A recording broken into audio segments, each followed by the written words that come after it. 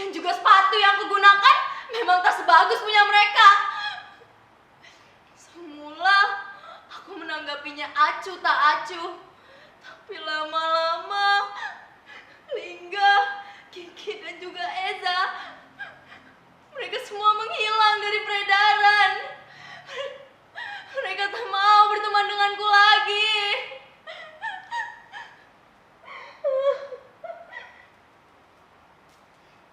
Lalu apa arti dalam persahabatan ini? Tak berguna.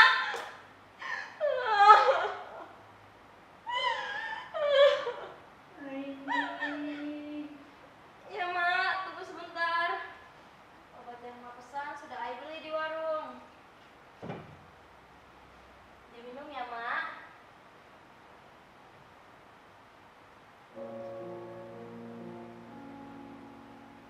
Mak sedang sakit.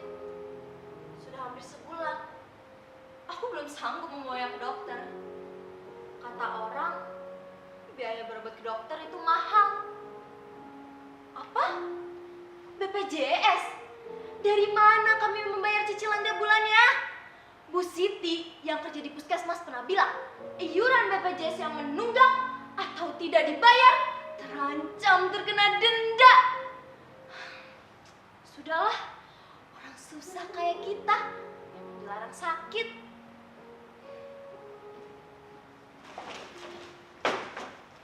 Itulah mengapa sudah hampir sebulan ini aku menggantikan pekerjaan emak, beli karton, koran, dan beberapa bekas dari warung-warung dan toko. Sering aku mengut barang bekas yang sengaja dibuang sembarangan. Aku tak habis pikir, bukankah mereka harusnya sadar bahwa tindakan mereka itu akan merusak bumi yang kita tinggal ini. Sementara tong sampah dibiarkan kosong begitu saja. Sejak bapak meninggal 5 tahun lalu, emaklah yang mencari nafkah untuk menyambung hidup. Sempat emak menjadi buruh cuci dengan upah seikhlasnya, tapi upah emak yang tak seberapa, tak sebanding dengan resiko yang harus diterimanya. Jika ada pakaian yang luntur atau bahkan rusak, emak harus menggantinya 2 kali lipat. Lambat laun, tenaga emak semakin berkurang, kuat lagi mencuci, dan emak memutuskan menjadi pemulung. Ya, tak banyak sih uang yang dibawanya ke rumah, tapi cukup untuk beli makan, lauk pauk, dan juga jajan untukku. Dengan segala keterbatasannya, emak selalu memenuhi kebutuhan sekolahku. Emak ingin sekali aku menjadi guru, karena menjadi guru adalah cita-cita emas dari dulu.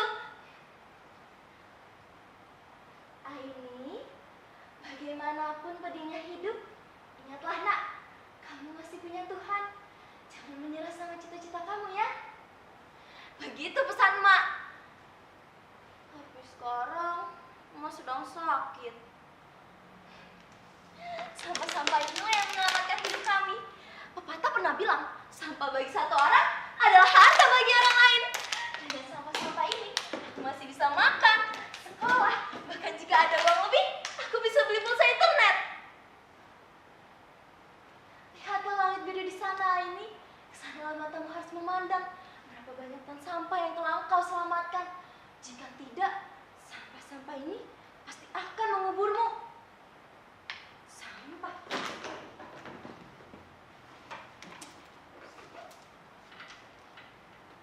Sampah.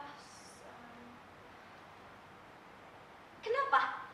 Kalian pasti bertanya-tanya dan curiga. Kenapa seorang anak pemulung seperti aku bisa punya HP Android ini? Iya kan? Baiklah, aku akan sedikit bercerita. Dalam rangka memperingati hari 17 Agustus, Pak Lurah memintaku mengumpulkan teman-teman di kampung untuk mengikuti lomba gerak jalan. Dan aku dipilih menjadi kepala regu. Meskipun awalnya kami ragu, tapi kami berlatih keras. Dan akhirnya regu kami menang. Yeay, menang. Sambil memegang kumisnya, Pak Lurah bilang begini. Ho, hebat ini. Jempol untuk kamu. Tunggu bonus dari Bapak ya. Ho. Nah, udah jelas kan asal-usul handphone ini? Oh ya, sampah. Sampah plastik menyebabkan pencemaran tanah karena sifatnya yang sulit terdekomposisi. Sampah plastik membutuhkan waktu 10 sampai 20 tahun Saat ini krisis sampah plastik terus meningkat, namun kesadaran penduduk untuk mengolah sampah plastik tidak ikut meningkat.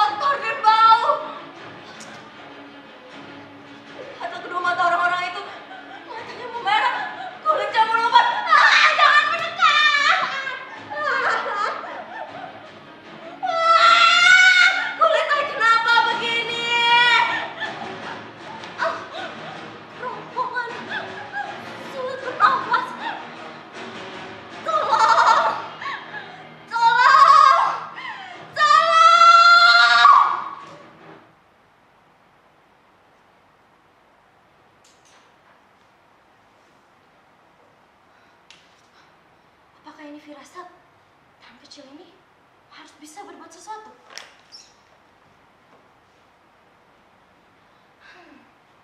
Apa yang dapat kulakukan dari semua barang-barang ini? Oh iya, aku pernah mengunjungi pameran kerajinan daur ulang. Di pintu masuk terpajang spanduk bertuliskan, jika tidak dapat mengurangi, maka gunakan kembali, perbarui, bangun kembali, jual kembali, dan daur ulang. Ya, aku masih mengingat tulisan itu. Sekali waktu, aku juga pernah diajak ibu guru mengikuti workshop. Di sana diajarkan bagaimana cara mengolah barang yang tidak bernilai menjadi bermanfaat. Selain bermanfaat, barang-barang itu juga dapat dijual dengan harga yang pantas. Lalu, kenapa aku harus minder dan malu, sibuk berimajinasi dengan pemikiran orang lain?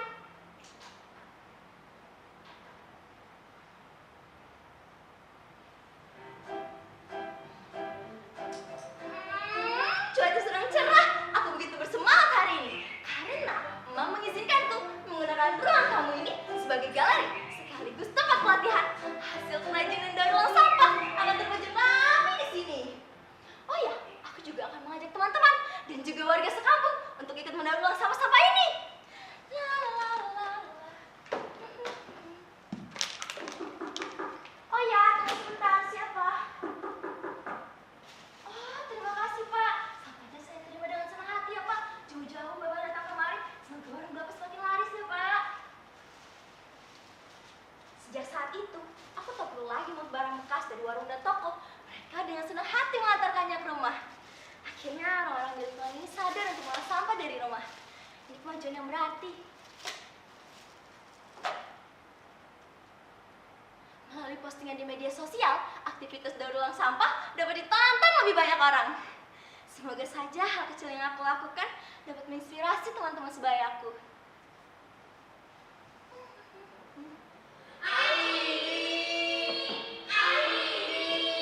Kalian udah datang? Ayo masuk. Barang-barang yang kalian bawa, kita kumpulkan semuanya di sini. Nah, ini dia barang yang bakal kita buat. Vas bunga ini terbuat dari lintingan karun bekas. Cukup mudah membuatnya.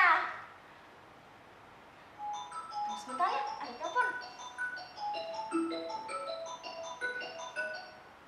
Halo?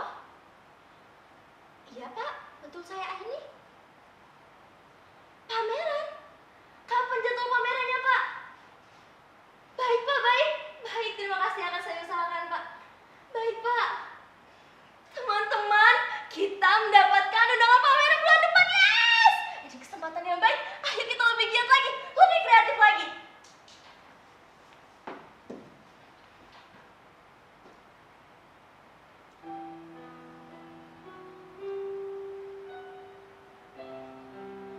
Aku baru saja mengantar Ma pulang ke dokter. Karena dokter, penyakit Ma membutuhkan penanganan khusus. Dokter tak begitu jelas menerangkan apa penyakit emak. Dokter hanya memberikan instruksi berapa kali emak harus minum obat dalam sehari.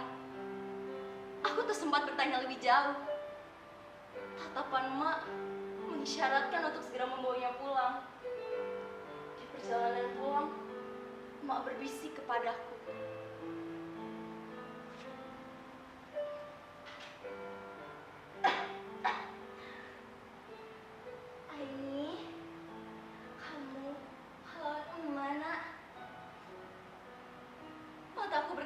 baca, aku pun membalas ucapannya. Enggak, Mak.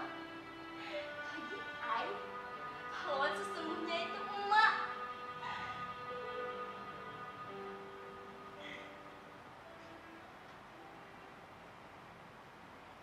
Oh ya, Lingga, Kiki dan juga Eza, mereka akan datang kemari.